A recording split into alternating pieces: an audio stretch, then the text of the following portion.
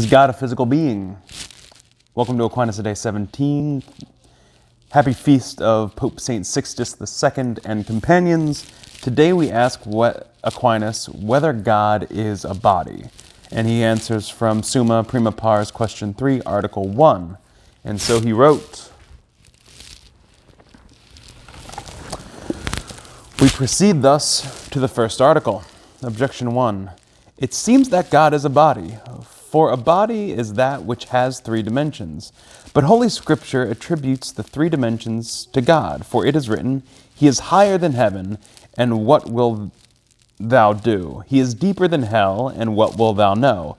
The measure of him is longer than the earth, and broader than the sea. Job 11, 8 and 9. Therefore God is a body. Objection 2.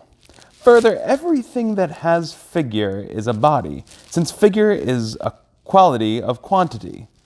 But God seems to have figure, for it is written, Let us make man in our image and likeness, Genesis 1:26. Now a figure is called an image, according to the text, who being the brightness of his glory and the figure, i.e. the image of his substance, Hebrews 1:3. Therefore, God is a body. Objection 3. Further, whatever has corporeal parts is a body. Now Scripture attributes corporeal parts to God. Hast thou an arm like God? Job 44. And the eyes of the Lord are upon the just. Psalms 33:16. And the right hand of the Lord hath wrought strength. Psalms 142:16. Therefore God is a body. Objection 4. Further, posture belongs only to bodies, but something which supposes posture is said of God in Scriptures. I saw the Lord sitting, Isaiah 6:1, and he standeth up to judge, Isaiah 3:13. Therefore God is a body. Objection 5.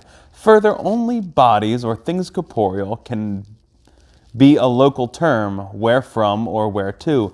But in Scripture, God is spoken of as a local term, whereto, according to the words, Come ye to him and be enlightened, Psalms 33:6. And as a term wherefrom, all they that depart from thee shall be written in the earth, Jeremiah 17:13. Therefore, God is a body. On the contrary, it is written in the Gospel of St. John 4:24, God is a spirit. I answer that it is absolutely true that God is not a body, and this can be shown in 3 ways. First, because no body is in motion unless it be put in motion, as it is evident from induction. Now, it has already been proved in question 2, article 3, that God is the first mover and is himself unmoved. Therefore, it is clear that God is not a body. Secondly, because the first being must of necessity be in act, and in no way in potentiality, for although in any single thing that passes from potentiality to actuality, the potentiality is prior in time to the actuality, nevertheless, absolutely speaking, actuality is prior to potentiality. For whatever is in potentiality can be reduced into actuality only by some being in actuality. Now it has been already proved that God is the first being. It is therefore impossible that in God there should be any potentiality. But every body is in potentiality because the continuous, as such, is divisible to infinity.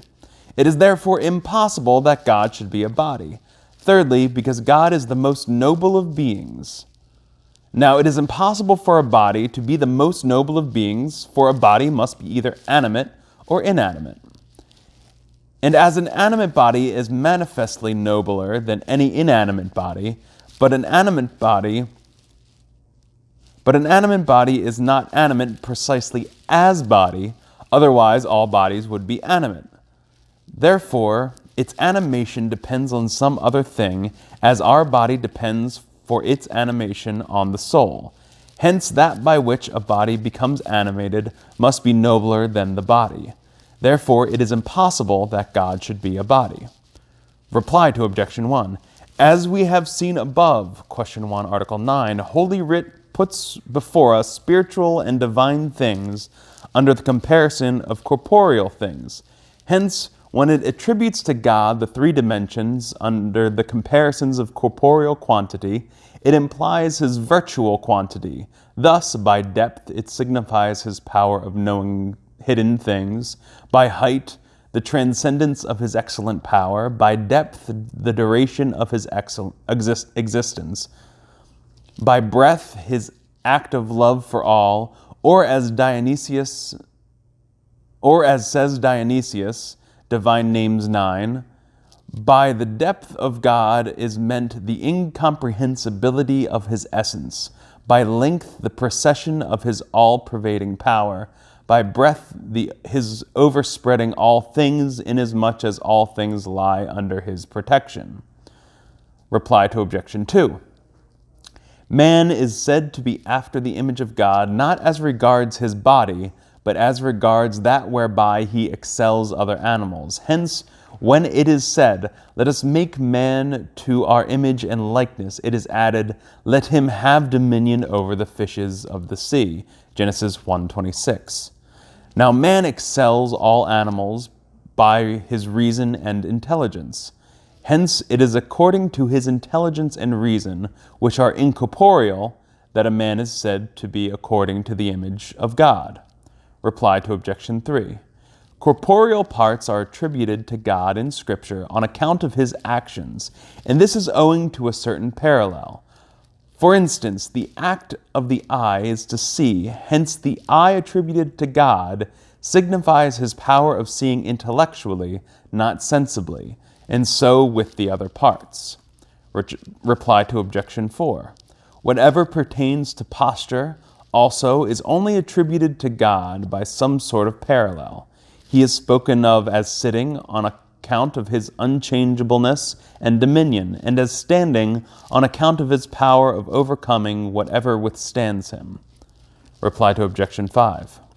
We draw near to God by no corporeal steps, since he is everywhere, but by the affections of our soul, and by the actions of that same soul, we do withdraw from him. Thus, to draw near to or to withdraw signifies merely spiritual actions based on the metaphor of local motion. That's heavy. So, and this is actually a strange question. Does God have a body? Which is another way to ask, does God have a physical existence?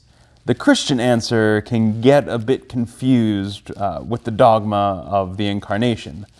Does God have a body? Yes, insofar as the second person of the Holy Trinity took on human nature. He has a human body.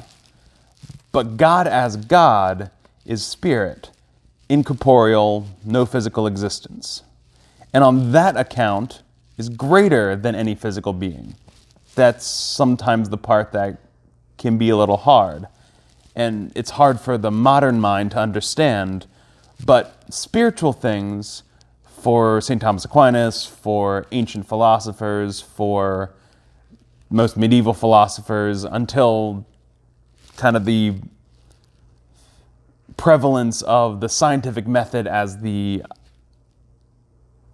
paradigm for knowledge, spiritual things weren't weak or ephemeral or any way less real. Spiritual beings were the most powerful. Angels don't have bodies. Forget the paintings of the little flitty androgynous people with wings. There's a reason why in the Bible, when you see angels show up, the first thing they say is, don't be afraid. Because the people they appear to are probably about to poop themselves. And those are spiritual creatures. God is spirit, and as creator, is infinitely more powerful and more terrifying than any creature. And it's that being who loves us. And that's literally awesome. So I think That's sufficient for today. Subscribe to join me tomorrow for more on the simplicity of God. And remember, Aquinasaday keeps the heretics away. See ya.